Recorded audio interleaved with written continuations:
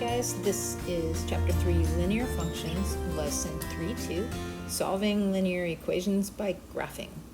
Today we're going to talk about linear functions.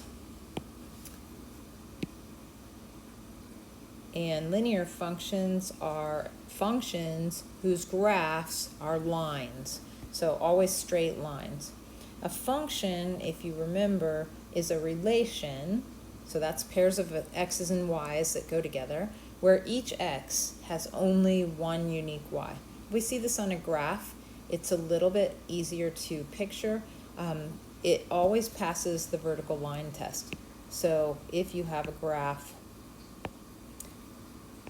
with something like a line, notice that you can cross this line up and down only one time. So if you draw up and down lines, you can only cross one time. That means that every time we have an x value somewhere, let's say right here, then there's only one y value that goes with it. And that's what a function is. So not all functions are lines, but almost all lines are functions. The exception would be a vertical line where each x has infinitely many y's. So other than vertical lines, all lines are functions. Parent functions, we're going to be talking about every time we talk about different kinds of functions. They are the simplest function in a family of graphs. And when I say family of graphs, I'm talking about a group of graphs with similar characteristics. For example, right now we're talking about equations that are all lines. So the parent function of the group linear functions that we're talking about today, remember linear equals line. The parent function of the group linear functions is f of x equals x, or remember, we can always replace f of x with y. So think y equals x. This is a nifty diagonal line. It looks just like I've drawn, and this is the parent function. It's the simplest line that we can draw. It's the most basic of all the lines equations. Okay, today we're going to use the word zeros. And when I say zeros, there are four things that can replace that word and mean the same thing. So zeros are also called roots.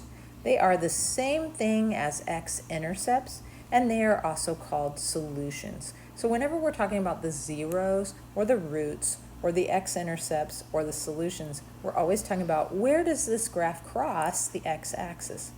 So this is when, if you remember right from the last lesson, the x-intercept is where y equals 0, so x will be a number. It can be 0, but that's only one possibility all the way along the axis. When y always equals 0 is what we're talking about, or we can say the f of x equals 0. So if you want to follow along on page 166, I'm going to just show you a couple of problems. In number 1, we have negative 2x plus 6 equals 0.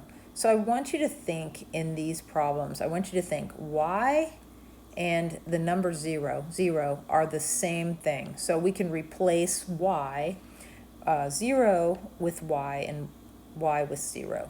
So we're going to actually think negative 2x plus 6 equals y. Now, full confession, down here we're going to check our work with a slightly easier way to solve this problem. But what they're trying to do in this lesson is to teach you the concept of zeros, roots, solutions, and x-intercepts. And so we're going to actually kind of play with algebra and follow along a bit here. So I want to graph negative 2x plus 6 equals y. So I'm going to make this table of values here, and I'm going to make up some x values. Remember, I could make up infinitely many. I only actually need 2. It's really nice to have 3 because you can check your work, because if your 3 dots don't line up, then something went wrong. But for the sake of just plotting things and demonstrating, I put 4 numbers into this table. So if x is negative 1, then I'm going to plug in negative 1 instead of x. So I'm going to do negative 2 times negative 1 plus 6, and that equals 9. So that's in my graph, in my table. Sorry, we haven't drawn a graph yet. We have a table. if I plugged in a 0 for x, I would get negative 2 times 0 plus 6, and that is, oh, look at that. That is not 6. Cool. We just found a little mistake, and that's why my graph wasn't totally perfect. We can make, well, it won't matter if that's that. Negative, oh yes it is. Never mind, thought I corrected myself, but negative 2 times 0 is 0, and 0 plus 6 is 6, so we're fine. I often find mistakes I've made, so I thought maybe we just did, but not this time. All right, if I plug in a 1, I'm going to get negative 2 times 1, that's negative 2, plus 6 is 4. And if I plug in a 3, I did this on purpose, negative 2 times 3 is negative 6, and negative 6 plus 6 is 0. And so actually that's going to be the point where it's going to cross the x-axis. So I plotted these numbers over here on this graph right here, and you can see that our line is going to cross the x-axis right here, 1, 2, 3, where x equals 3. And so x equals 3. 3 is a solution, a root, a 0, and an x-intercept of this. So let's verify. The problem in the book asked us to specifically verify our answers algebraically. And so if I do that, I'm going to say negative 2x plus 6 equals 0, and I'm just going to basically solve this. So I'm subtracting 6 from each side, and then I have negative 2x equals negative 6. I'm going to divide by negative 2 to get that x by itself, and negative 6 divided by negative 2 is x equals 3, and I have now verified what I got over here. So basically we're playing with zeros, roots, x-intercepts, and solutions, and I'm going to keep saying those words together because I want you to associate them with each other. We talk about these a lot when we get into quadratics with x squared, but we're going to talk about them even here with straight lines.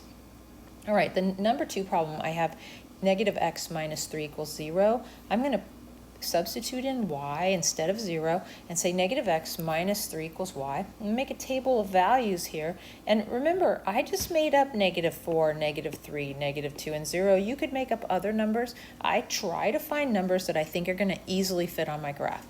So sometimes I try the first number and maybe adjust the second number because I see that I'm getting something that's going to be way off of my graph or something. So be careful with this negative when you're solving this. Notice that I have put that here. And so I'm plugging this in. Negative 4. I have two negatives. Minus 3 equals y.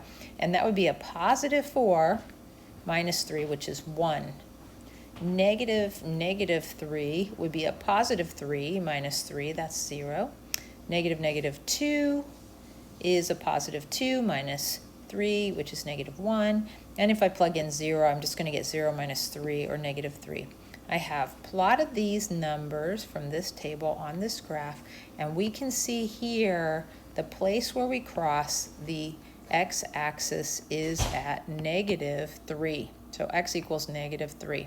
If I want to verify this math, I'm going to just do the algebra, which many of you are going, why didn't we just do the algebra in the first place? That's fine, but we're trying to broaden our understanding of what lines do and what some of these silly words mean. So just keep an open mind. So negative x minus 3 is 0. I'm going to add 3 to both sides. Then I have negative x equals 3. Remember, I don't ever want a negative x, so I have to do something about that negative. I can divide by a negative 1. That cancels out the negatives, and I get x equals negative 3. A simple way of looking at that is that you're going to switch those signs. If I have negative x equals 3, I'm going to have x equals negative 3. So however you can do that, and be careful not to get lost or make mistakes. All right, here's a funny one. If I have 2x minus 5 equals 2x plus 8, we're going to try to solve that, graph it, but what happens is when I subtract 2x from both sides, I cancel out all my x's, and I have something weird like negative 5 equals 8. I automatically know that that's not a true statement, so something's going terribly wrong here. I'm going to subtract 8 from both sides to get negative 13 equals 0. If I really want to graph negative 13 equals 0, I can graph negative 13 equals y, and it looks something like this straight horizontal line down here. Notice that that never crosses the x-axis. So there are no solutions. We only have a solution when we can get our line to cross the x-axis. Also, we have already learned that if we have a not true statement, then it's going to have no solution. And so those are a little weird. A little later on, we're going to see that this is a little line in and of itself, and this is a little line in and of itself, and they both actually have the same slope. If you have a little background here, you might be able to see what I'm saying. They have the same slope. They are actually going to have different y-intercepts, and they are never going to cross. They're going to be parallel lines that never cross. But we're not talking about that just yet. That's coming.